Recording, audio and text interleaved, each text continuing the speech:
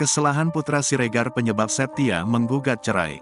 Septia Yetri Opani alias Septia Siregar gugat cerai suaminya pengusaha Putra Siregar.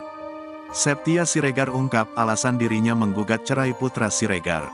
Septia Siregar mengatakan Putra Siregar sudah sering mengulangi kesalahan. Hal ini sekaligus mendasari Septia untuk menggugat cerai Putra Siregar.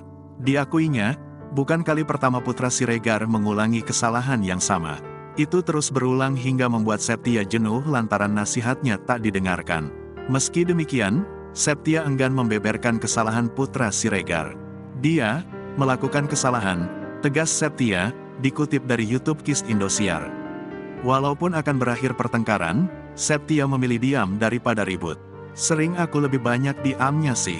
Memang, aku, orangnya, gak mau ribut, imbuhnya. Sayangnya, Septia yang selama ini diam pun menyerah dengan tabiat Putra Siregar.